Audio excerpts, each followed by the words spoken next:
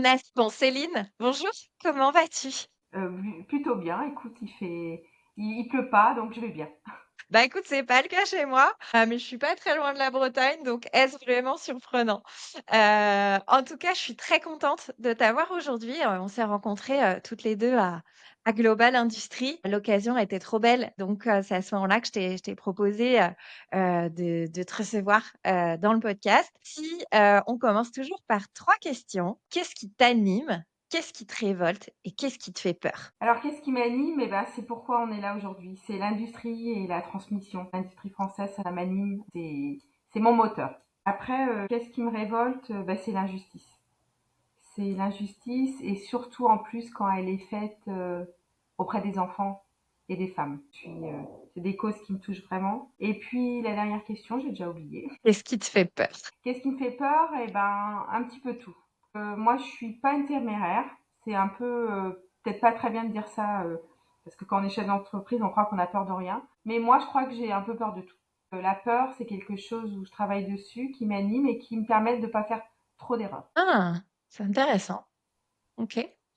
Et pour toi, alors, c'est quoi l'industrie qui fait envie? L'industrie qui fait envie, c'est l'industrie qui crée, qui innove, qui collabore, qui ose et qui réalise. Pour moi, l'industrie, en fait, je me suis rendu compte qu'on pouvait tout faire dans l'industrie.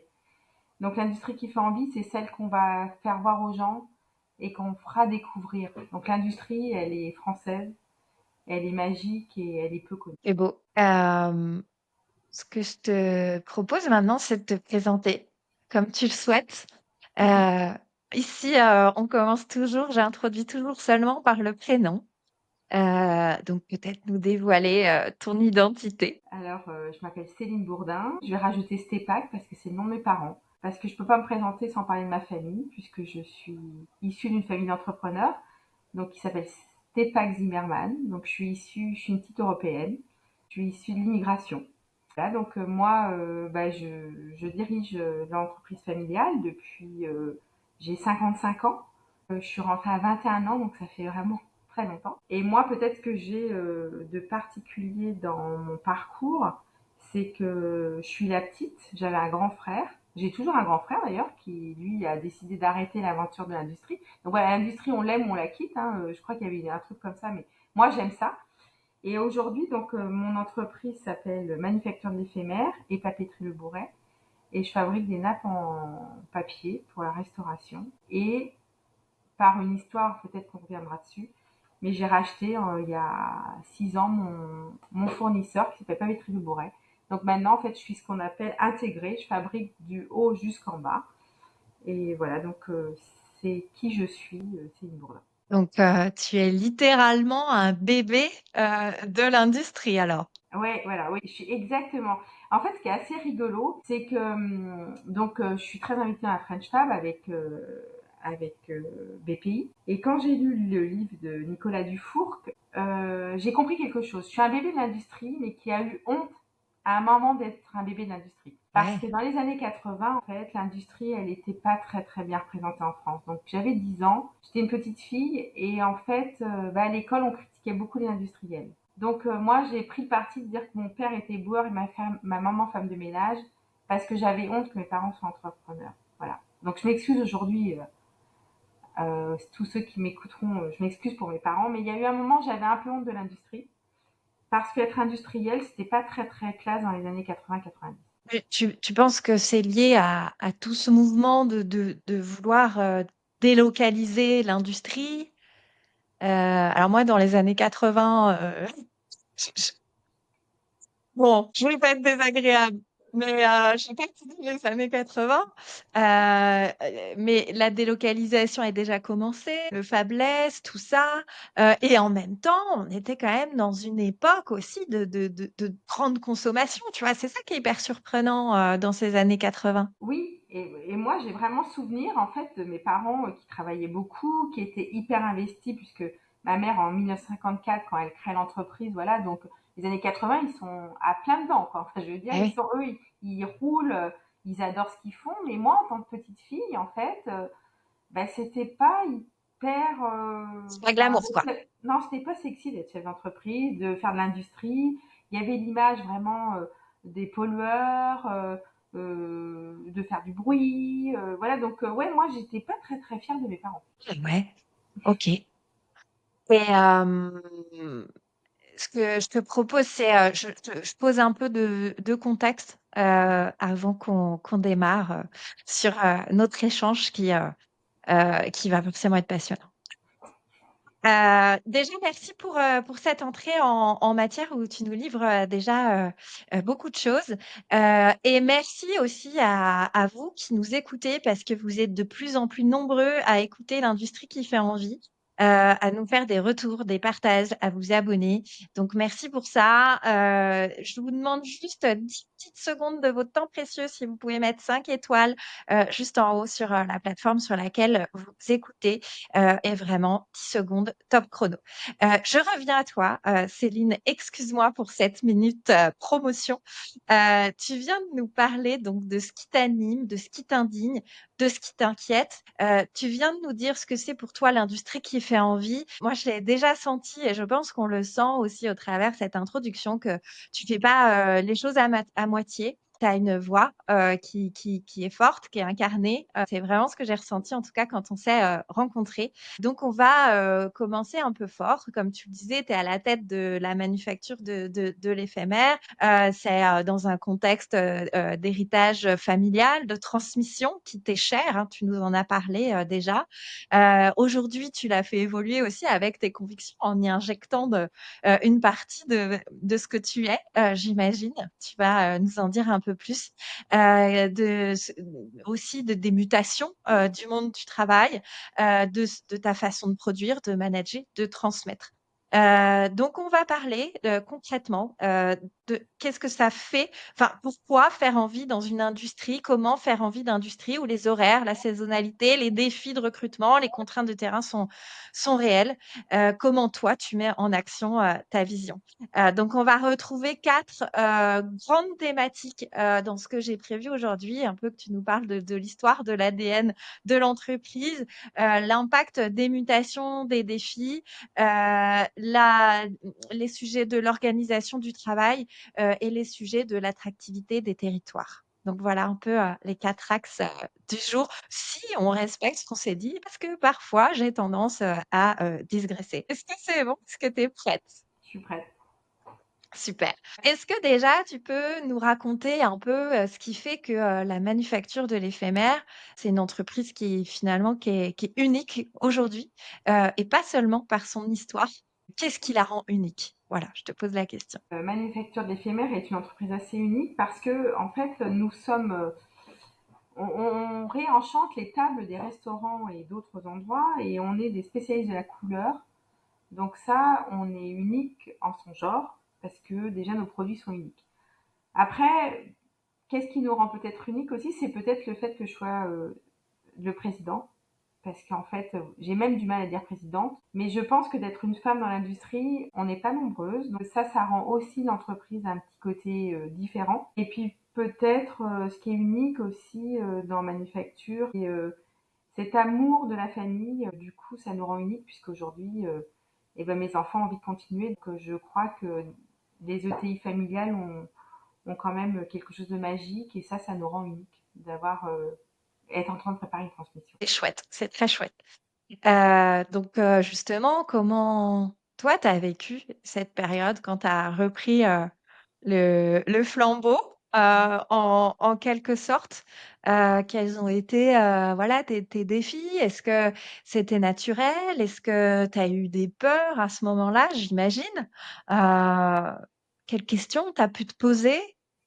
Est-ce que c'est pas un héritage aussi un peu lourd parce que quelque part, faut assurer quoi, enfin, tu vois? Oui, en fait, évidemment, tout ce qui est transmission familiale et industrielle, parce qu'en fait, il y a quand même aussi tout ce côté technique qu'il faut prendre en compte.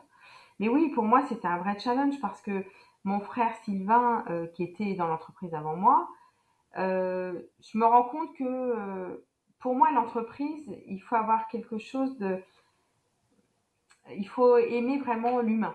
Parce qu'en fait, une entreprise, faire un produit, on peut aimer ça. Mais les humains, c'est encore autre chose. C'est quelque chose peut-être qui est un peu à l'intérieur de toi, un peu instinctivement. Je veux dire, moi, c'est souvent ce que j'ai dit. J'adorais, moi, être déléguée de classe. Voilà, en fait, faut cette mission d'emmener les gens.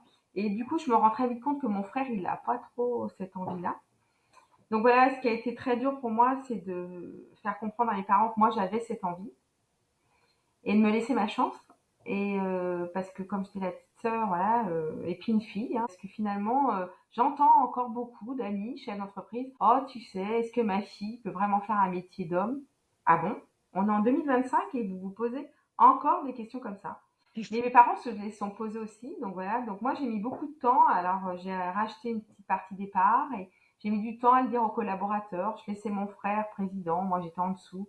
Parce que pour moi le challenge c'était de réussir, c'était pas la fonction qui était importante. C'était de me dire que ces entreprises, on allait continuer, la faire évoluer, grandir et dans mes valeurs qui étaient le respect, l'exemplarité. Voilà, c'était important pour moi de réussir plus que de le faire savoir. Et, tu nous parles de ce contexte, c'était dans quelle année, enfin, c'était aux alentours de quelle année? Parce que Ah, je trouve je que c'est un. rachète en 2005, donc j'ai 35 ans, puisque je suis très Donc, sincère. ouais, on était carrément avant les mouvements MeToo, dans une Ah époque oui, oui, oui, en qui fait, tu as raison. De toute façon, aujourd'hui, ce côté féminin, moi, j'ai jamais eu.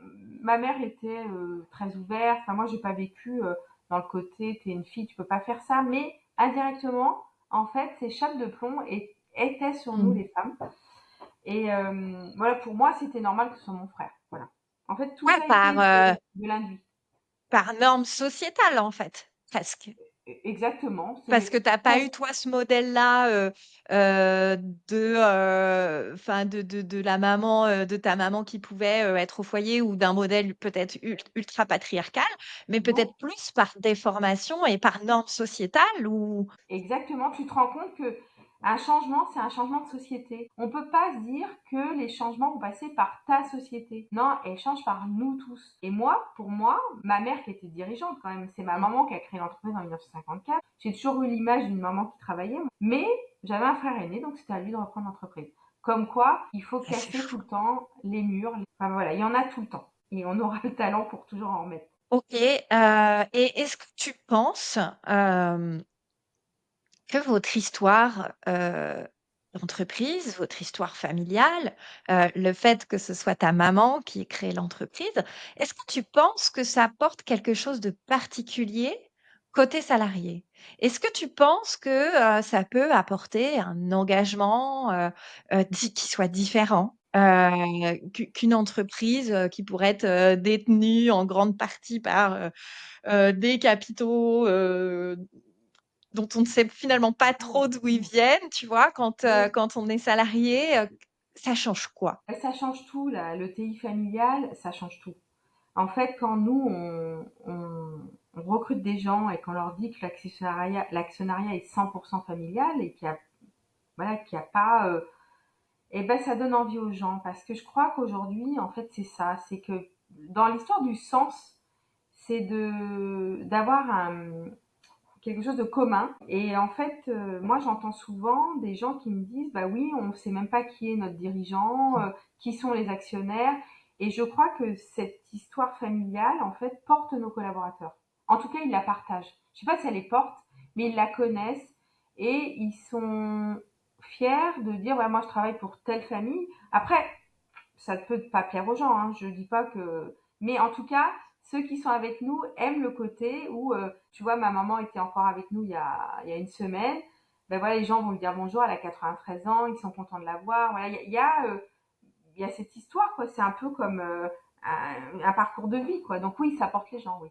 Euh, J'imagine que ça donne, enfin, dans la notion de sens, pour être un peu plus concret, j'imagine que quand tu sais qui pilote l'entreprise, pour qui tu bosses, enfin, tu vois, bah, les impacts de, je sais pas, si je me donne pas à 100% dans mon job ou, tu vois, bah, je me prends un arrêt maladie, un peu de complaisance parce que je suis un peu enrhumée ou parce que je me suis couchée tard ce week-end. C'est des exemples tout bêtes, mais mine de rien, quand tu sais qui et quelle histoire, qui sont tes Mmh. patrons, pour qui tu bosses, que tu les croises dans la boîte, bah, je trouve que tu y réfléchis à 2 fois. Puis ça, vous avez une culture d'entreprise qui du coup est propre, tu vois? De ce qui en découle. C'est un peu clivant, hein, ce que je peux dire, mais malgré tout, je pense que c'est vrai. Moi, j'ai bossé dans des boîtes, énormes, au CAC 40, enfin, je pense à une en particulier. Bah, oui, quand tu sais pas qui est ton patron, qui est dirigé, quand tu as pas connaissance de la vision de où est-ce qu'on veut aller, dans 3 ans, tu as pas les mêmes leviers de motivation. Moi, j'y crois. Enfin, en même temps, moi, j'ai pas d'expérience. On est d'accord. Là, on parle toutes les deux. Moi, j'ai 55 ans. Ça fait 55 ans que je travaille ici. Donc, en fait, moi, j'ai pas cette intelligence de dire j'ai travaillé ici. Enfin, j'ai fait un ou deux stages plus jeunes, mais bon, voilà. Moi, je connais que ici. Donc, je connais que le TI familial. Je porte vraiment ces valeurs de l'industrie. Donc, pour moi, tout ça me semble normal. Mais je Ouais, vois, en parlant avec des collaborateurs, que ben, ils sont contents de pouvoir nous parler. En plus, moi, donc, je co-dirige avec mon mari. Mes enfants viennent de rentrer. Moi, en fait, ma vie, elle est étalée aux yeux de mes collaborateurs. Je veux dire, je peux rien cacher à mes collaborateurs. J'ai l'impression que euh, ils savent tout, quoi. Enfin, c'est très, ça peut être, ça pourrait gêner des gens. Mais mmh, voilà, moi, je trouve ça assez. Dans mes valeurs, il y a le respect, enfin, il y a l'exemplarité. Mais aujourd'hui, je suis obligée de le vivre tous les jours. Je ne peux pas être un Dr Jekyll et Mr Hyde.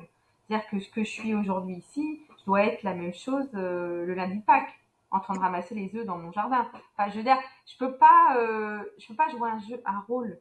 Je suis Céline et je dois être Céline tout le temps. Donc je me sens pas d'être différente ici, là-bas. Enfin voilà, je me sens être tout le temps la même. Et ça, c'est important pour nos collaborateurs. Et je crois qu'aujourd'hui, ce sens est vraiment important parce que, à force d'avoir racheté des boîtes, d'avoir fait des grosses entreprises, ok, elles sont rentables. Et ça, une entreprise, elle doit l'être. Hein. Je veux pas oublier pour quel est notre goal. Hein. Notre goal, ah bah, c'est bien de sûr, produire des bons produits et de c'est gagner de de la l'argent valeur et créer de la et de la valeur parce que perf. sinon on la partage pas. Hein. Mais en même temps, peut-être qu'à un moment il y a des tailles critiques et moi je me la pose à moi. Où est-ce qu'arrivera ma taille critique? Tu vois, quand tu dis vous Ah, avez des peurs, moi j'en ai. Est-ce qu'à un et du moment coup, peut vous êtes combien là, justement, aujourd'hui? là on est 260. L'idée, ça serait de continuer de progresser et tout, mais est-ce qu'à un moment, est-ce que les dirigeants, on est capable de gérer 1000, 2000? Je sais pas, j'ai pas la réponse, hein, mais je me pose souvent cette question. Je te dis que j'ai peur de tout. Et voilà, moi je me pose cette question, est-ce qu'à un moment, un dirigeant devient compétent? Parce que nous aussi, on doit se poser la question. Que c'est une question de compétence, c'est peut-être aussi plus une question d'envie, tu vois. Moi, je comprends que tu as une forte proximité aussi avec tes collaborateurs, tu les connais, ils te connaissent. Est-ce que derrière ta peur, c'est pas forcément une peur de compétence, c'est peut-être plus une peur de te dire, bah, est-ce que justement je vais pas trop m'éloigner du terrain? Est-ce que je vais pas trop m'éloigner d'eux? Tu vois, après les phases de croissance, voilà, c'est pas évident D'où non plus. cette... ouais, moi, j'ai peur de ça, parce que je me sens tellement impliquée, je vis l'entreprise, je connais les choses, j'arrive à avoir beaucoup de choses, même si on commence... Mais voilà, c'est ça aussi où l'industrie, ça a ça de magique, mais des fois, voilà, moi, je me pose des questions de où est la limite de nous, les dirigeants d'entreprise, ou est-ce que nous aussi, on demande à nos collaborateurs d'être performants et nous aussi on doit l'être. Donc ouais, l'exemplarité, et justement, tiens, je te pose la question des valeurs. Tu en as parlé un peu. Est-ce que, quelles valeurs vous portez dans l'entreprise Nous, sont elles sont partagées? écrites, c'est la transmission, donc la transmission du savoir, pour nous la transmission de l'entreprise, donc celle-là, elle est très importante, Elle est double, ouais. l'exemplarité, le respect de l'homme et de l'environnement, l'agilité et l'excellence. Voilà, c'est les 5 valeurs qu'on nourrit tout le temps, qui sont les nôtres, qu'on a coécrit avec nos collaborateurs les plus proches, pour que nous, on les vive, mais qu'eux aussi. Parce que voilà, et ça, c'est nos valeurs. Et ouais, moi, c'est les miennes en plus dans ma vie de tous les jours. Voilà, c'est pas, c'est des valeurs que je porte tout le temps. Et alors, comment tu fais? Ça, c'est un truc qui m'interroge vachement. C'est pas facile alors peut-être dans un contexte familial, mais sans, en dehors d'un contexte familial, dans une entreprise, le rôle du repreneur, du refondateur, il est jamais simple parce que tu as un héritage culturel, le tien en tant qu'individu, et tu as l'héritage culturel de l'entreprise. Toi, en plus, tu as ce contexte familial. Comment tu fais pour en même temps y mettre ta patte, pour que ça te ressemble et pour que, enfin, je sais pas, ma question, elle est peut-être un peu barrée, mais et tu vois, enfin, que tu te sentes aligné parce que c'est ce que je ressens de ce que tu viens de dire. Tu as l'air d'être vachement aligné dans ce que tu portes, dans ce que tu es, dans ce que tu vis, tu vois? Comment tu fais ça? Bah, je crois, enfin moi, en fait, souvent, ce qu'on me dit, c'est que je suis authentique. Ça veut dire que ce que je te disais tout à l'heure, je suis la même à peu près tout le temps. Je suis pas en train de jouer à. Et en fait, c'est de trouver aussi des collaborateurs dont mes valeurs, elles sont affichées à peu près partout, et de les donner presque en entretien, et de demander aux gens qu'est-ce que ça veut dire pour vous ces 5 valeurs. Et quand je sens que les gens, tu vois, transmission, ils ne voient pas. Pour moi, elle est tellement importante celle-là que s'ils voient pas, ben, je les prends pas. Parce que je me dis, ben, s'ils comprennent pas que ben, un adulte il transmet à un enfant, tu vois, par exemple, tout simplement parce que transmettre, transmission, c'est pour moi c'est ça, c'est un parent qui apprend à un enfant quelque chose et peut-être l'enfant qui apprend aussi. Hein, moi, je suis dans la réponse. Mais si quelqu'un me dit oh bon non, je vois pas, ou le respect, quand je leur dis le respect de l'environnement, si quelqu'un me dit oh bon, bon, bah Mmh. non, enfin moi je les prends pas. Enfin si ces 5 valeurs ne leur parlent pas, je me sens pas alignée avec les gens. Après les gens, moi ce que j'aime c'est de la différence, hein, donc je suis pas. Mais dans l'entreprise pour moi, par exemple chez nous, mes parents ont toujours trié tous les déchets, toujours. Ben si les gens trient pas les déchets, moi je les garde pas. Si les gens jettent dans n'importe quoi, pour moi c'est inné. Tu tries tes Mmh. déchets. C'est pas un truc, c'est pas négociable, quoi. Ouais, on trie les déchets. Ouais. Ah, tu le fais pas? Bah, tu viens pas. Parce que ça Ouais. va pas dans nos valeurs de respect de l'environnement. Parce que pour moi, faut que ça soit. En fait, je me rends compte dans la vie, quand tu me disais tout à l'heure, ouais, il faut que ça rentre un peu faut que ça irrigue la société, quoi. Il faut que, femme ou homme, ben, on est égaux. Il n'y a pas, ah, c'est une femme, tu vas pas.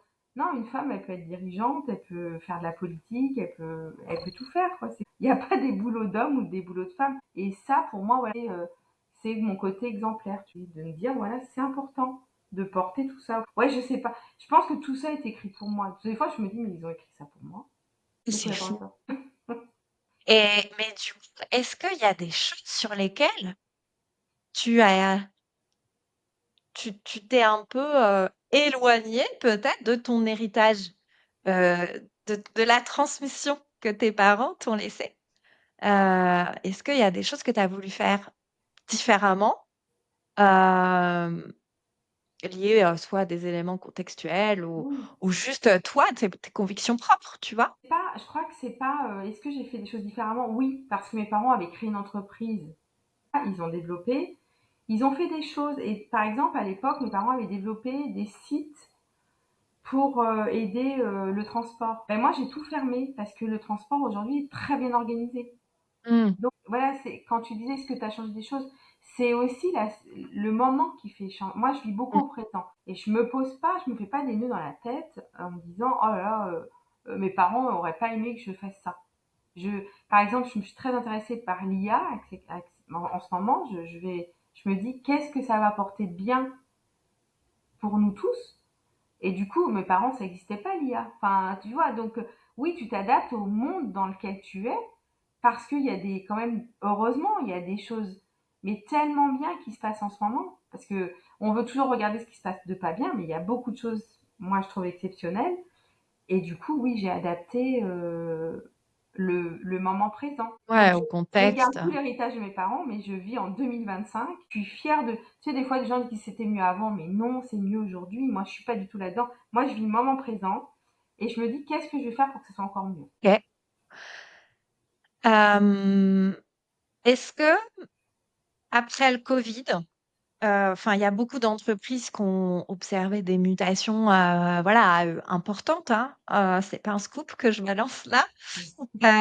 Notamment, sur les sujets, du turnover, des départs, X ou Y, enfin pour X ou Y raison. Est-ce que ce post-covid a eu un impact, chez vous? Bah, le Covid, déjà, contextuellement, pour ceux qui nous écoutent, moi, le Covid, ça a été une catastrophe. Oui, pour Tous votre les activité. clients, bah, oui, il y avait plus, Ouais. enfin, on avait décidé de fermer tout, donc il y avait plus rien. Donc là, oui, ça a eu un impact énorme. J'ai des collaborateurs qui m'ont dit qu'ils croyaient plus en l'entreprise, qui sont partis. Mais des vieux collaborateurs. Mais ça a été un choc. J'ai perdu des compétences. J'ai perdu 39 collaborateurs. J'ai perdu des compétences énormes.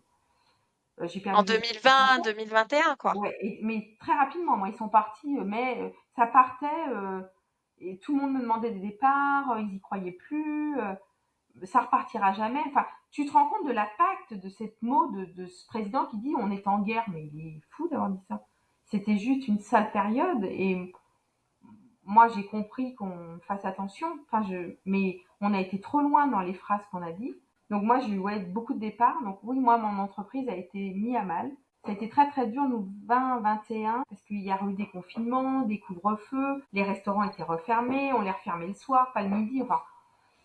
Puis après il y a eu le télétravail, quelle grande idée, quelle grande idée. Parce que moi j'avais quand même les gens qui allaient au boulot et qui déjeunaient le midi entre collègues, il y avait des liens sociaux, on a tout cassé. Mm. Donc moi j'ai perdu des marchés, les uns après les autres. Donc du coup des collaborateurs qui m'ont dit mais Céline, nous on croit plus dans... Ah, je vous comprends. Moi j'y croyais, hein, parce que si le dirigeant croit plus dans son métier, il va falloir faire autre chose. Donc moi j'ai cru. Et je vais dire au moment présent, j'ai dit qu'on parlerait du moment présent. Bon, au moment présent, ça repart. Alors évidemment, j'ai perdu beaucoup de gens. J'ai perdu des gens aussi parce que j'ai pris un engagement qu'il n'y aurait pas de télétravail dans mon entreprise.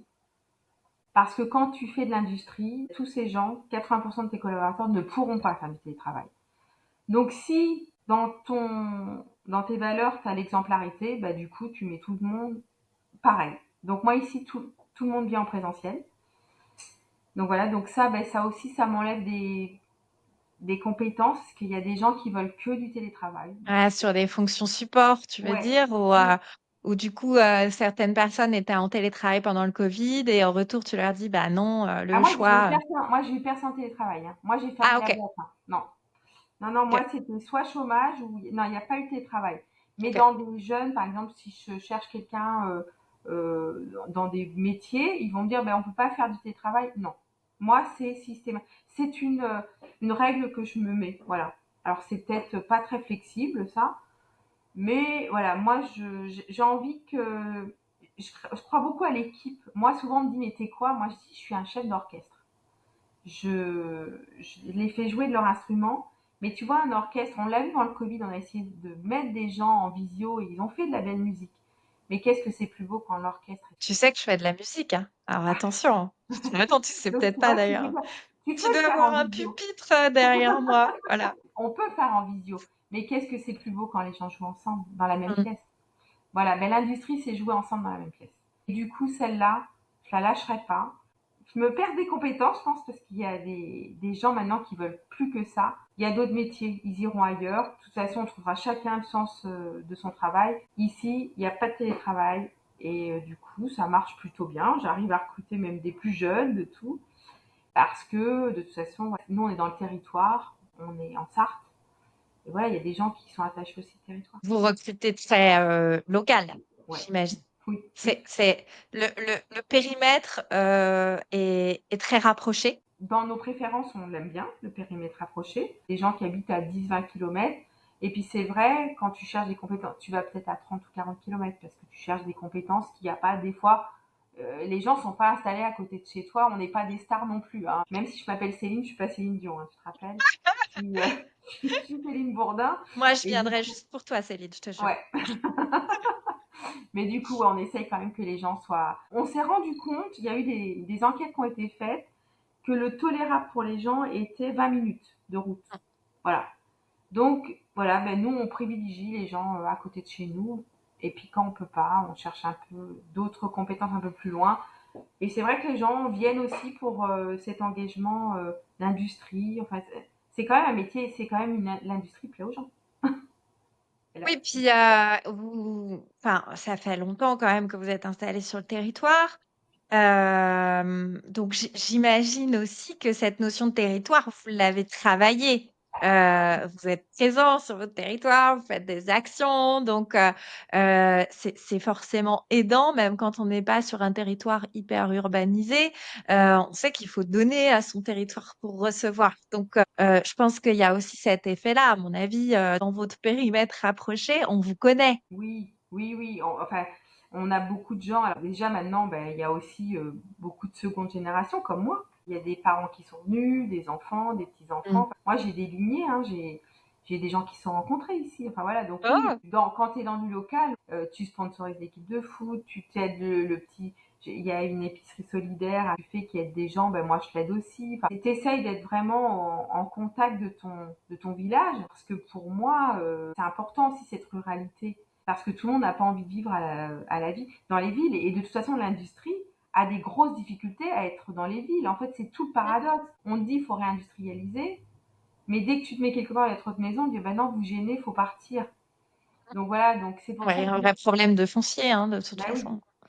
il y a un vrai souci. Donc de toute façon, l'entreprise, une fois qu'elle est quelque part, elle est, tu vois, elle prend des racines. Elle est dans son territoire. Et moi, j'ai bien vu, quand j'étais petite fille, il n'y avait personne autour de l'entreprise. Maintenant, je suis cernée. Je ne peux plus me développer. C'est fini. Je n'ai plus de place en foncier. Donc voilà, aujourd'hui, je dois faire avec ce que j'ai. Et pas faire de bruit. Pas... Enfin voilà, aujourd'hui, l'industrie, elle se réinvente. Hein. Elle faut qu'elle réenchante ses territoires. Et oui, tu as raison, on essaye toujours d'être des gens qui respectons notre territoire. Oui, puis bah, c'est comme ça que tu apportes de la valeur à ton territoire, que tu en redistribues, comme tu le disais plus tôt, et que effectivement, tu te fais aussi une belle réputation et que tu peux attirer, même si, par exemple, tu fais le choix de pas faire de télétravail.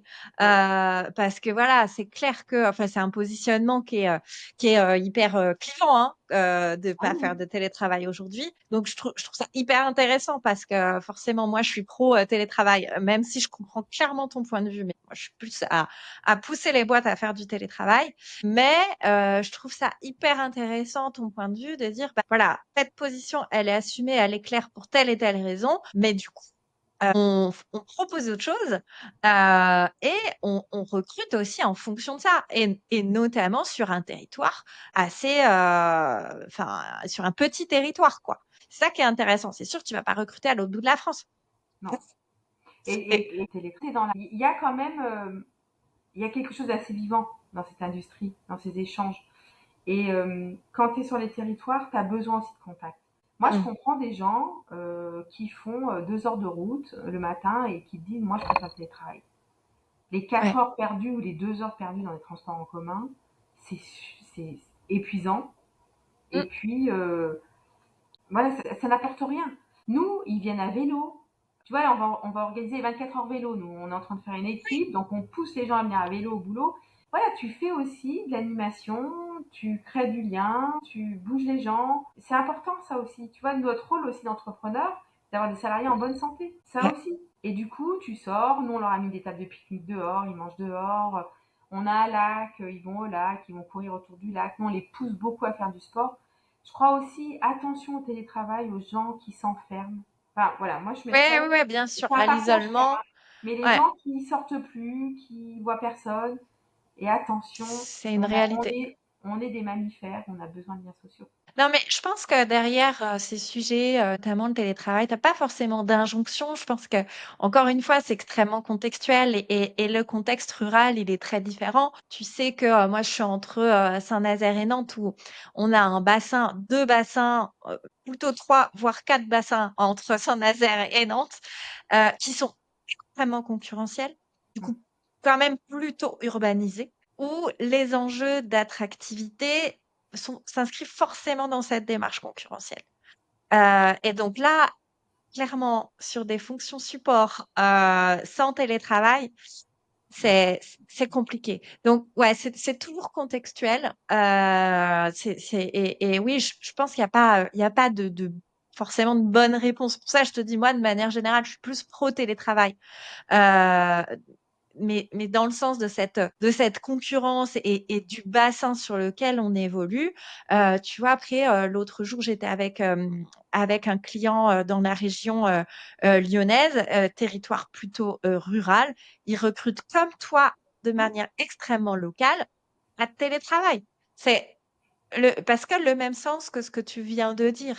Et je trouve que c'est aussi les réalités de l'industrie, c'est aussi ce qui fait que bah, on n'est pas un secteur comme les autres, on n'est pas dans la tech, on se trouve pas en plein centre-ville avec des transports qui arrivent au pied de l'usine. On n'a pas les mêmes réalités en fait. Pas du tout. Pas du tout. Et puis de toute façon, nous, l'industrie, ce qu'elle a aussi d'intéressant, c'est qu'elle forme ses collaborateurs. Ouais, C'est pas une industrie qui a besoin, on a besoin de formation, on a besoin que les gens, mais après, on recrute pas de bac plus 5 dans l'industrie. Pas beaucoup. On recrute des gens qui ont envie de produire des choses en France et qui ont envie de s'engager et aussi un peu dans le temps long. C'est-à-dire que moi, ce que j'entends, c'est aussi des gens tous les 2 ans qui changent. Nous, si les gens ils restent pas 5, 6 ans, c'est dommage parce que le temps qu'on les a formés, qu'ils deviennent, voilà, et que nous, on peut pas être dans le zapping. Nous, on a mm, besoin aussi de gens qui nous accompagnent, qui partagent, qui ont envie de faire grandir l'entreprise. C'est un autre état d'esprit, l'industrie, que moi, j'entends des gens qui sont dans la tech, tu as raison, ils connaissent même pas leur patron. Quand tu disais tout à l'heure, ben moi, ils me voient. Moi, j'ai des copains dans la tech, ils disent, mais je m'en fous qui est mon patron, moi, je fais mon job. Ah ouais, ben bien. Donc, ils travaillent pour eux. C'est de oui, mais parce l'égoïsme. que t'es pas dans un univers aussi factuel que le nôtre, que l'Indus, où tu vois ton produit, où tu connais ta chaîne de valeur, où tu as de la matière première qui arrive et un produit fini qui sort. Et derrière, tout est lié, quoi. Nous, on a un réseau interne où les gens, ils mettent des photos de quand ils voient nos produits, quand ils sont en vacances, quand ils Ah bougent. ouais. Voilà, tu vois, en fait, c'est autre chose. Voilà, mais je crois qu'en fait, de toute façon, il n'y a pas un modèle, il y a des modèles, il y a des façons de faire différentes. Et moi, j'ai quand même des collaborateurs qui n'ont pas de téléphone portable. Moi, des fois, quand je dis ça dans les ministères, on me dit, mais vous rigolez, madame. Je dis, non, Bah je non. crois que vous ne connaissez pas la ruralité. La Ouais. ruralité, ils vivent autrement. Et ils sont très heureux. Mais N'oubliez bien pas sûr. ça. N'oubliez pas qu'ils sont très heureux. Et par exemple, dans le recrutement, pour petite anecdote, c'est pas simple de recruter quand même dans la ruralité, hein, parce que voilà. Et moi, j'ai trouvé, il y a la Poste qui organise ça, ils déposent des prospectus dans les boîtes aux lettres autour de chez toi. Et j'ai recruté un peu comme ça aussi, parce Ouais. que bah, les gens, ils vont pas sur les réseaux sociaux, ils vont Ils pas. sont pas sur Facebook ou pas sur Non, TikTok, hein. non, ça les intéresse pas, tu vois. Ouais. Donc, il faut de tout pour faire un monde. Et moi, je fais partie du monde, hein, Claire. Je ne suis pas un dirigeant. J'adore.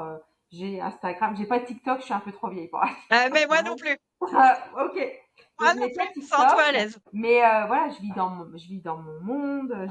J'aime le monde dans lequel je suis. Mais après, je respecte toutes les différences et je les comprends. Et je suis pas en train de dire qu'il faut pas faire ci, pas faire ça. Moi, évidemment, en tant que dirigeante, je mets un cadre dans mon entreprise, mais je vois bien tout ce qu'il y a quand j'entends. Moi, j'habite à Bali, mais je travaille pour une boîte française. Je me dis, mais c'est génial. Enfin, voilà, tant mieux. Mais ça correspond pas à l'industrie pour moi. Parce Non, mais que c'est clair. quand le brainstorming, tu essayes de monter un nouveau produit, ben voilà, il y a des choses, je te retourne dans cette vibration émotionnelle qui se fait dans une salle et pas par une vidéo. Ouais, puis où tu as un point, bah, tu vas le faire en prod. Attends, on va voir direct. Voilà, les pieds, d'être au pied des machines. C'est ça. Et nous, on est Je- dans l'expérience. On vit une expérience tous ensemble. C'est Mm. l'industrie, c'est ça, c'est le vivre ensemble, c'est partager, c'est. Ben si ça plaît pas, faut pas venir. Mais par contre, quand ça plaît vraiment. Quoi. Enfin, moi, Ouais. je me passionne pour ce que je fais. Et puis, tu vois, je trouve qu'il y a un truc qui est intéressant, que pour le coup, on retrouve pas trop dans d'autres secteurs. Il y a aussi des très belles carrières. Tu parlais des diplômes, etc. Je trouve que, il y a moyen de faire des très belles carrières, d'évoluer, sans forcément avoir le bon diplôme au bon moment. Alors après, ça dépend. Dans les grosses boîtes, c'est plus compliqué. Il y a les grilles de qualification, de classification où on recrute un Oui, ingé, il faut un bac plus 5. ouais. Mais tu vois, dans les PMI, ETI que je côtoie, tu as des parcours qui sont absolument incroyables, de personnes qui ont commencé. en prod, Mmh. qui adoraient leur métier, hein. Enfin, quand je dis en prod, évidemment, rien de péjoratif et qui finissent, leur carrière, je ne sais pas moi, responsable de prod, ou même autre, tu vois? C'est bien, en vrai, Et hein. et ça, c'est bluffant dans l'industrie. Tu pas ça partout. Non, mais je crois que c'est encore un des lieux qui reste comme ça. Ouais, C'est un lieu où, faut presque que tu viennes avec ton envie ici. ouais. Je pense que partout, on va me dire: «Mais Céline, l'envie, elle va partout», mais je crois qu'ici, quand tu as envie, tu peux vraiment et puis moi, mes parents m'ont toujours expliqué ça aussi. Fais voir ce que tu sais faire et vas-y, vive ton vie. Ose quoi, ose. Enfin, osons, oser, voilà, ouais, c'est un endroit qui reste une vraie zone de liberté, en fait, l'industrie. Et je pense qu'on peut réussir des très belles carrières. Puis, en fait, comme l'industrie, il faut tout lui amener. Il faut que l'industrie elle se modernise. On se moque souvent de l'industrie en disant vous mettez pas assez d'intelligence, des robots, des choses pour gagner en compétitivité. Et en fait, ben, du coup, on a besoin vraiment de gens aussi euh, câblés, qui ont des connaissances. Mais c'est vrai qu'on est moins dans le diplôme. C'est-à-dire que quelqu'un qui prouve qu'il a un savoir-faire, même s'il n'a pas de diplôme, nous ici, on va aller avec, on va embaucher des gens Mmh. parce que juste on sent qu'ils ont l'envie. Et je pense que ça, c'est une belle différenciation. Tu fais encore, les entretiens? Pas tout le monde. Je fais un peu le management des gens. J'ai envie d'être sûre que mes managers aient les bonnes valeurs. OK. Parce que quoi de pire qu'un manager qui est, qui est Bah, pas qui est quelqu'un pas de bien, aligné. Tu quoi. as besoin Non. d'une ligne managériale Ouais. qui porte, On peut pas votre avoir voix. des gens euh, qui, qui harcèlent, qui n'ont Ouais, pas de bienveillance. Moi, par exemple, je suis une femme, je sais qu'il y a des jours pour les femmes qui sont compliqués. Si je tombe sur un homme qui est complètement débile et qui comprend pas qu'une femme, tous les mois, elle a des sales moments, moi, j'en veux pas d'un type comme ça, quoi. Je ouais, prendrais pas un type qui a pas mes valeurs, voilà. Donc, oui, dans mon management, je fais attention à avoir des collaborateurs qui ont mes valeurs. Pour moi, donc tu ça essayes encore de faire des recrutements sur, enfin de participer au process sur tes managers plutôt, quoi? Ouais, c'est Mmh. ça. C'est pour ça que OK. si tu me dis jusqu'au bout, est-ce que tu vas. Mais dernièrement, j'ai recruté la femme de ménage parce que ça me faisait plaisir et puis voilà, donc j'ai pris du temps et la petite Émilie nous a rejoint, voilà. Et voilà, et j'aime les parcours. Émilie, c'était une agricultrice qui a tout perdu et voilà, qui avait besoin de se reconstruire et elle est venue avec nous, elle est géniale, voilà. Donc j'aime bien aussi écouter les parcours de vie de mes collaborateurs. Je pense que ça fait du bien de rester proche des autres, quoi. En fait, ce qu'on pourrait reprocher souvent à des dirigeants, c'est vous ne savez plus ce qui se passe sur le Mmh, terrain. la déconnexion de la réalité, Ouais, quoi. Combien ouais, coûte un pot de chocolat? voilà, ouais, c'est ça, ouais, tu sais même plus que c'est dur pour des gens qu'un SMIC, c'est compliqué de vivre avec un SMIC en France, quoi. Donc voilà, ouais, j'aime bien parler à mes collaborateurs. Donc ça m'arrive de recruter de temps en temps, mais c'est rare, hein.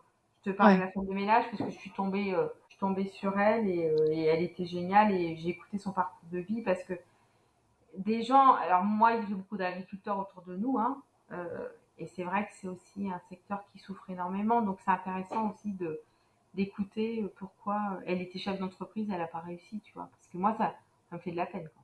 bah oui, tu m'étonnes. Mm, Tu m'étonnes. mm. C'est un secteur qui a aussi besoin qu'on consomme français, hein? Ouais, ouais. Oui, c'est exactement, ouais. Ouais. Voilà, je le glisse au passage, voilà. Ah ben, Heu, en fait, moi, je suis pro-Europe parce que voilà, je suis aussi issue d'un milieu européen. Mais voilà, je pense qu'il faut qu'on mette aussi, enfin, faut acheter français, quoi. mmh, Et peut-être manger moins, mais mieux. En fait, c'est ça aujourd'hui. bah C'est oui. essaye de faire des choses toi-même. Il y a plein de choses. On a des super. Moi, j'adore aller dans la région où tu es. Les fraises, qu'est-ce qu'elles sont bonnes. Mais Enfin, tu m'appelles quand tu viens. ah ouais. Les fraises, l'autre fois, je disais à quelqu'un, mais pars vers la Bretagne, car comme les fraises sont bonnes. Moi, nous, on n'est pas loin des asperges. Il y a beaucoup, moi, je vais sur le marché. Voilà, ouais, moi, je pense que voilà, aussi, notre challenge à tous, c'est de faire travailler notre industrie, quoi, enfin, et nos agriculteurs. Pour moi, un agriculteur, c'est un peu un industriel. Il y a des gens qui vont être choqués, mais c'est pas grave, j'y vais, hein, je me Oui, lance. bah, Mais quand après, même, je pense qu'il y a que des industriels qui nous écoutent, donc ouf, je vais pas me faire lyncher sur les réseaux sociaux. bon, ça va aller. T'inquiète pas.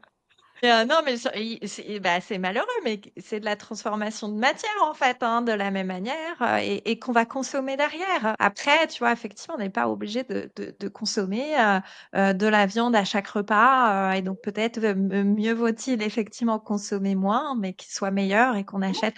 Bon, on digresse complètement de notre sujet, mais Oui, mais non, parce qu'en fait, ça va un peu après avec l'industrie.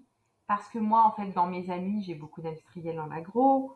Enfin, je oui. côtoie plein d'industriels. Mm. Et est-ce que aussi ils doivent pas faire attention à acheter français? Est-ce que, enfin, non, en fait, ces conversations-là, en fait, on les a tous entre nous. C'est pour ça que je suis allée dans la French Fab, parce que ça me permettait aussi de rencontrer des gens de tout milieu. En fait, le problème souvent du chef d'entreprise, c'est que il est focus sur sa Mm. boîte et en fait, plus rien n'a d'importance. Et je crois que non, il faut travailler tous ensemble et il faut se connaître, savoir qu'est-ce qui est fait à côté de chez toi, où tu peux mettre ton curseur, payer peut-être un peu plus cher, mais que ça soit local. Voilà. En fait, et souvent on me dit, en fait, c'est le dirigeant qui donne ce sens-là, parce que en fait, ton collaborateur, il va vouloir gagner plus d'argent, donc des fois, il va mettre un peu plus de pression, et c'est à toi de lui dire, hey, lâche ce truc, relâche-toi.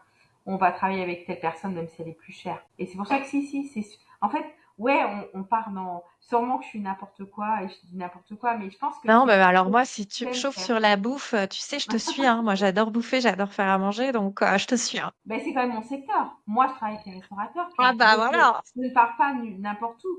Et moi, je peux te dire qu'aujourd'hui, pour aller dans tout, et il y a un lien dans tout ce qu'on dit. Le télétravail a fait du mal aux restaurateurs. Mm. Parce qu'en fait, il y avait des chèques restaurants qui sont devenus des chèques plutôt pour manger. Alors tant mieux parce que les gens mangent mieux, mais du coup les restaurateurs ont perdu tout ça. Mm. Aujourd'hui, le télétravail a fait vraiment du mal à la restauration, d'où le nombre de dépôts de bilan qui est hallucinant dans la restauration. Mais Mm. peut-être que des fois aussi, faut passer par des sales périodes pour se reconstruire. Moi, c'est ce que je me Se dis. réinventer. Ouais, qu'ils fassent autrement. Il y en a peut-être certains qui se moquent aussi des gens. Enfin, moi, je sais pas en fait. Je donnerai pas de nom, mais à Non, Pornic, pas non. j'ai plus d'un restaurateur qui... Faut les éviter, hein. Tu me Ah, dis quand tu viens, hein. d'accord. Non, mais on est d'accord. Il y a quand même des choses dans la restauration qui sont pas très très bonnes. Mais ce moment où tu es à table et tu rigoles, tu vois, Claire, j'arrête pas de t'appuyer, de te titiller, mais le midi, quand tu déjeunes avec tes collègues et tu crées d'autres liens, et ça crée des liens de malade après pour travailler. Quand le midi, ils sont racontent autre chose que les problèmes de prod ou les problèmes de supply chain. Ils ont parlé de choses qui leur tiennent. Bah, tu remets un lien entre les gens qui est assez fabuleux. Oui, oui, c'est sûr. Moi, maintenant, je suis dans un prisme différent parce que je suis entrepreneur et donc je crée des liens de manière différente parce que c'est les liens que je décide de créer. Pas différent. Oui, mais est-ce que tout le monde a cette capacité d'être, Non, tu vois, en fait, ce qui est non, bien, non, c'est c'est sûr. qu'il faut que tout le monde trouve sa place. Et moi, je vois, j'ai des collaborateurs qui adorent que je leur dise, tu prends ce chemin-là. Parce que Mm. ils Bien n'arrivent sûr. pas à décider dans Ouais, trois. ouais, En fait, complètement. donc en fait, il faut juste qu'on trouve tous notre place. Et tu vois, l'industrie, elle permet tellement de trouver plein de places différentes. Et moi, je trouve que ce qui est chouette, c'est de pas avoir que des gens qui veulent être des dirigeants, sinon on serait mal, hein. Oui, c'est sûr. Et tiens, je reviens sur un sujet que je voulais à tout prix voir parce que je vois que le temps file. Tu m'expliquais, ah, forcément, ça a une production qui est saisonnière. Ton marché, c'est la restauration. Hein. Donc, vous avez une forte activité saisonnière et vous fonctionnez en horaire modulé. Tu peux nous Ouais. en dire plus parce que moi, je sais il y a beaucoup d'entreprises qui se questionnent sur la modulation.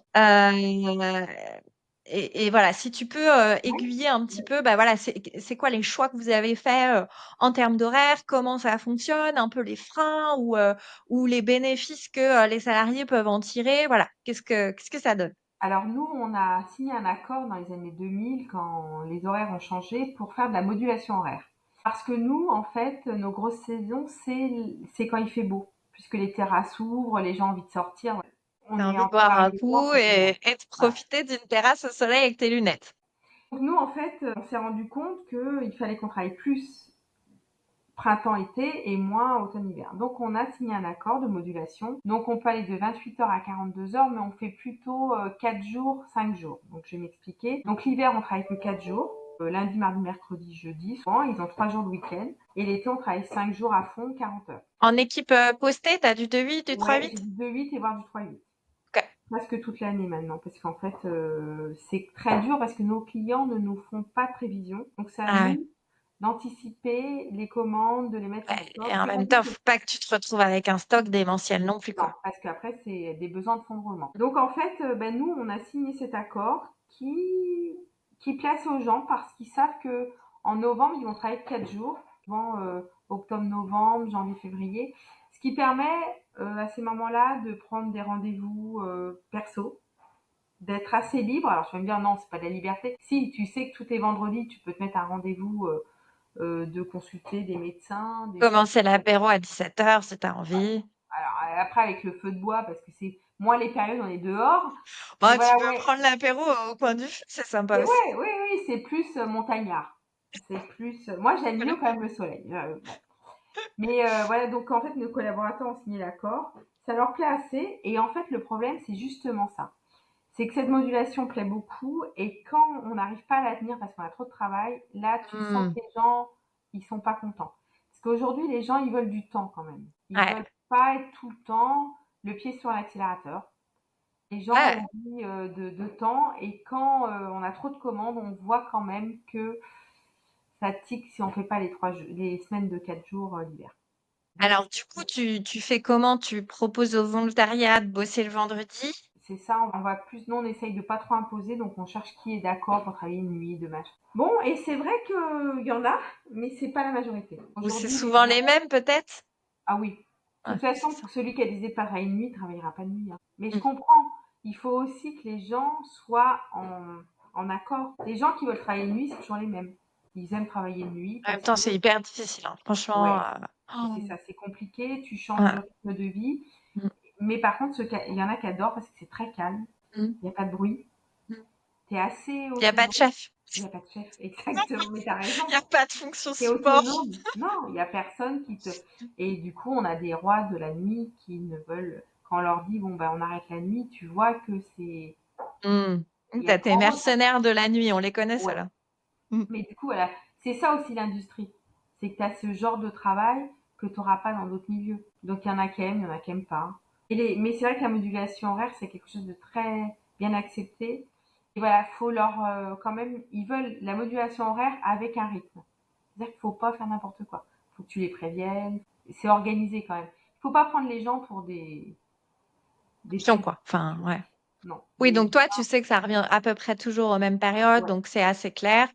Après, tu dirais à un autre dirigeant ou un DRH là qui nous écoute, qui se questionne, voilà, la limite, ça peut être ça, c'est effectivement sur plus de commandes où il faut Ouais. assurer, c'est un peu la limite de bien organiser, peut-être anticiper le truc, de dire, bah attention, voilà, on peut avoir besoin de faire durable dans ce cas de figure-là, ce qui est une bonne chose pour la performance de la boîte et Oui. pour vous demain. Mais ça, c'est un peu le point. C'est un peu le point bloquant parce que les gens, à partir du moment où tu leur as promis ça, tu sais, quand Ah tu oui. promets des choses aux gens, faut le faire, hein. Ouais, ouais, Donc, ouais. je crois que ça Surtout fait un partie, vendredi. Ah ouais, ouais, c'est ça, quand ils savent qu'ils vont avoir c'est trois précieux. jours dans ces moments-là, ben, je te dis, il y en a, ils me disent, mais Céline, nous, on a géré, hein, on fait des choses, et là, tu sens que tu peux pas Ouais, déroger. ouais, Donc. Et ça, ouais. ça fait le respect, c'est dans nos valeurs. Donc, faut le faire. Donc, mes collaborateurs le savent et ils font attention. Du coup, faut embaucher un peu plus de monde. Tu sais, c'était aussi le truc des 35 heures où on avait dit on va rembaucher plein de monde. Pour moi, ça n'a pas marché, hein. Ouais. Non, bon, enfin, ça, on va pas revenir dessus. Mais voilà, aujourd'hui, par contre, dans l'industrie, il faut être vraiment. C'est peut-être ça qui plaît pas aux gens, c'est cette flexibilité de travailler en 3-8. Il y a des boîtes qui travaillent. Moi, je travaille pas le week-end, mais il y a des boîtes où ils travaillent le Ouais, week-end. 5-8, ouais. Ouais. Et moi, dans mon autre entreprise, on travaille en 5-8, donc ça, c'est encore autre chose. Oui, Mais dans l'entreprise que vous avez racheté, j'ai plus le voilà, nom, tu l'as dit ça tout fait à l'heure. Céline Bourret il y a 6 ans. Donc nous, on travaille là-bas en 5-8, donc ça, c'est encore autre chose. C'est un autre rythme de vie. Ouais, c'est un autre rythme. Et puis, les week-ends, etc. Enfin, c'est compliqué. Ouais, ça peut être compliqué. Je pense pareil, t'as toujours des mercenaires qui adorent bosser le week-end. Ça les Oui, mais arrange. alors, nous, c'est pas tous les week-ends, hein. Ouais, parce que vous, c'est roulement avec le Nous, c'est un 5-8, quoi. roulement, voilà. Parce que des fois, Les tu as des jours, équipes VSD, tu ah vois. oui, ah ben ceux-là, c'est encore autre chose. Donc le VSD, moi, je ne connais pas pour le coup, mais je sais que en Sarthe, il y en a. Et Ouais, en fait, il y a des gens qui sont VSD qui veulent pas changer. Le truc, c'est que ils veulent pas changer, mais c'est pas des choses que tu fais toute ta carrière non plus, hein. C'est c'est ça. c'est des moments de vie, tu fais ça 5 ans, 6 ans. Parce que généralement, tu es quand même mieux rémunéré. Parce que ça, faut quand même aussi en parler.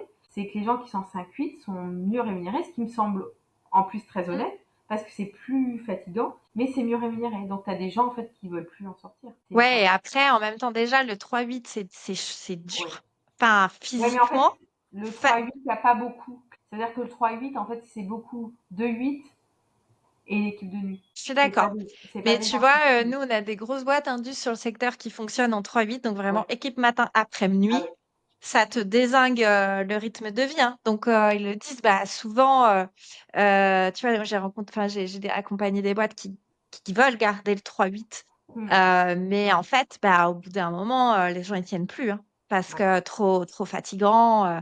La vie perso, bah, c'est compliqué, même pour avoir des loisirs. Enfin, tu vois, Mais ça, euh, mais c'est intéressant ce débat, mais en fait, on n'aura pas le temps et je le sais. Et en fait, le truc, c'est que l'industrie, on a des machines qui coûtent tellement cher. Tu vois, nous, on est en train d'investir dans une nouvelle machine, elle vaut 20 millions la machine. Pour l'amortir, il faut la faire travailler. ah oui, il faut qu'elle tourne. Il faut qu'elle tourne.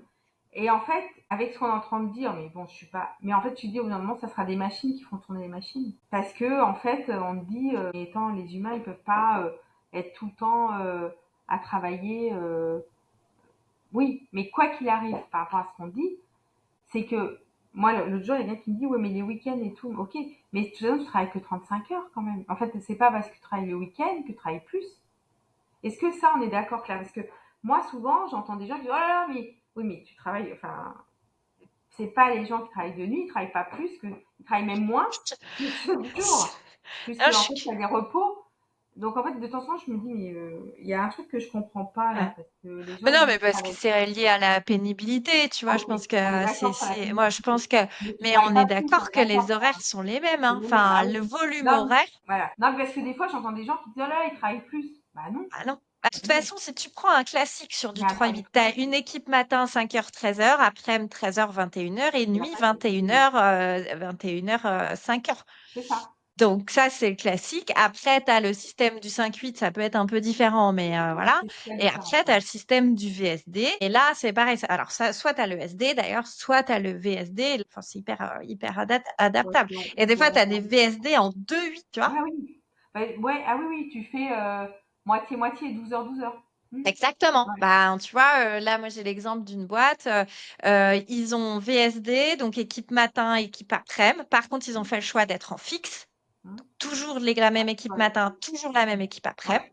Ça leur convient comme ça. Ils tournent pas un week-end sur l'autre, tu vois. Et par contre, bah voilà, les salaires vont avec, hein. C'est ça. Et c'est pour ça que je dis qu'à un moment, les gens, moi, avec ce nuit, ils veulent plus être de jour. Enfin, ils veulent plus être d'équipe. Ah Ils bah, veulent t'as être les de salaires nuit. qui vont avec. Attends, quand on voit, forcément, c'est intéressant pour eux, hein. Après, c'est des concessions. C'est ça.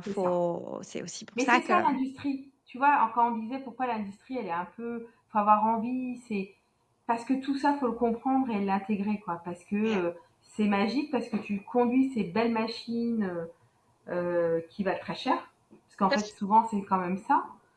Mais bah, il faut, nous, on a besoin des humains pour conduire ces belles machines, Ouais. quoi. Et tout le temps. Et ça, je sais pas ce que sera le monde de demain, mais c'est des fois ce qui me fait peur dans l'industrie. C'est ce qu'on trouvera des gens qui ont envie de ce roulement tout le temps. Enfin, voilà. Je sais Ah, pas. écoute, je pense que c'est pour ça qu'il faut en parler déjà, la valoriser. Euh, Parler des parcours qui sont aussi inspirants. Et puis, on ne connaît pas vraiment notre modèle de demain non plus. Non. On est, enfin, tu disais qu'on est dans un renouveau. Notre modèle de société, bah, on est en train de le construire, hein. On a quand même beaucoup Mm. on a beaucoup de zones de flou dans notre contexte actuel et notre modèle industriel, il est à repenser pour qu'il s'intègre dans ce modèle de société, tu vois. Donc, quel sera notre modèle demain? Moi, je vois aussi des boîtes qui sont indus, hein, toujours, qui sont à la pointe de la techno. Je pense à une boîte qui fait du décolletage où tu peux être sûr que les bécanes, elles tournent du vendredi soir au lundi matin. Il n'y a personne. Parce qu'ils ont organisé toute Ouais. leur prod en fonction, qu'ils ont des machines qui font de la grande série avec des robots de chargement, des robots de déchargement, et leur bécane, elle tourne. Et le lundi matin, ils prennent leur poste, changement de série, taf et organisation petite série ou moyenne série la semaine. On va très certainement aller vers des modèles comme celui-ci, de l'intégration effectivement robotique, de l'organisation du travail en fonction de ça. Mm. Mais effectivement, la suite, elle est à écrire, hein. Ça. Et il faudra qu'il y ait de l'industrie, parce que si on veut parler d'écologie, parce que c'est important, eh ben, il faut qu'il y ait de l'industrie en France. Ah oui. Parce que sinon, on polluera par des transports, par des allées et venues ridicules, par un non-connaissance. Enfin, on va te faire vendre un produit chinois que tu n'as pas besoin. Qu'est-ce qui est les vrais besoins de nos pays européens? Et moi, je pense qu'en ce moment, ce qu'on est en train de vivre, c'est peut-être intéressant. Parce qu'on est en train de se rendre compte que l'Europe est un très très bel espace de jeu. Oui, et puis qu'il faut se renouveler. Et puis qu'il Ouais. faut se renouveler. Et il faut entendre ce message, hein. Je suis carrément d'accord avec toi que c'est pas l'industrie en soi qui est polluante. On n'a fait que délocaliser le problème en polluant ailleurs avec des D'ailleurs. industries beaucoup plus polluantes que la nôtre en France parce que on a fait beaucoup plus d'efforts que dans d'autres pays et que c'est les coûts des transports, non, l'impact, pardon, des transports sur l'écologie qui est beaucoup plus important que l'impact de la pollution, entre guillemets, de nos usines. Donc, ton message, mais oui, c'est carrément Je crois à nécessaire. l'Europe. Je crois à l'Europe. Je crois à réinventer ce partenariat européen de l'industrie tous ensemble. Et on ne peut pas tout produire. La France, c'est pas si grand quelque part, hein. Je crois qu'on a la taille de la Californie, donc autant vous dire qu'on est tout petit. Ok. Mais finalement, on a moi, je me rappelle quand j'étais petite, c'était, on n'a pas de pétrole, on a des idées. J'étais élevée comme ça parce que il y avait eu une crise pétrolière quand j'étais toute petite. Et moi, en fait, c'est ça que j'aime chez les Français et les Européens, c'est que c'est vrai, on est quand même super créatifs. On est des super râleurs, mais finalement, ce côté rebelle, râleur, nous rend créatifs et je pense que on a beaucoup de choses à faire. Et moi, je suis assez optimiste en ce moment quand les gens te disent oh là, là, qu'est-ce que moi, je crois que ben, c'est dans ces moments un peu difficiles où les Français, on est les plus créatifs. C'est charnière et puis où on va avoir voilà, besoin de se creuser la tête, se dire Mm, bah, ok, là, il faut qu'on se retrousse les manches. c'est Qu'est-ce ça. qu'on fait différemment? Mm, Qu'est-ce qu'on apporte aussi? Et puis, je pense que ça va générer aussi, tu vois, une prise de conscience de l'opinion publique parce que nous, on baigne dedans. Enfin, toi, oui. bien plus que moi encore en Mm, tant que dirigeante. Mais tu vois, on baigne dedans, on en parle des jours.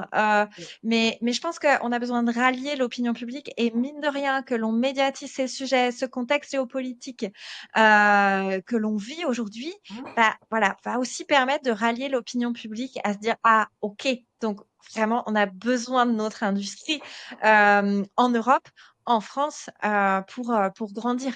Je pense que ça fait partie des messages qui vont marcher dans, alors ça va être un peu mais long, j'y mais crois. voilà. Si, moi, j'y crois. Je crois beaucoup à. Et je pense que, comme on était à Global Industrie, aussi de tous ces moments où on échange, où on partage, où on trouve des idées tous ensemble. Parce qu'en fait, tu réussis pas ton industrie seule. Quand tu disais Ouais. tout à l'heure, c'est sur le territoire, c'est grâce à tout l'écosystème, à tout le monde. Il faut vraiment pas. On a été beaucoup critiqué l'industrie à se cacher. Et je crois que, je sais pas pourquoi, il y a eu cette envie de se protéger. Et moi, aujourd'hui, je crois beaucoup à l'ouverture à parler de nous, à parler de ce qu'on fait, à faire voir les métiers, à faire voir toute l'ingéniosité qu'il y a dans l'industrie. Et l'industrie, elle doit vraiment s'ouvrir plus et pas se cacher parce on fait vraiment que des belles choses. Et ça, faut vraiment en être fier et oser le dire. Ça, je pense que tu as la conclusion parfaite. Je te laisse donc le mot de la fin. Euh, J'ai adoré cet échange, donc merci. On a refait le monde. Tu m'as aussi fait frissonner en me racontant ton histoire, votre histoire. Donc, je trouve que c'est très chouette et je pense que ça fera écho. On a aussi parlé de sujets RH, donc enfin voilà, on a balayé et encore plus que ce que j'espérais. Donc, merci pour ta sincérité, tout ce que tu as livré, ton exemplarité, ton respect. Merci pour tout, Céline. Merci Claire. Attends, je coupe.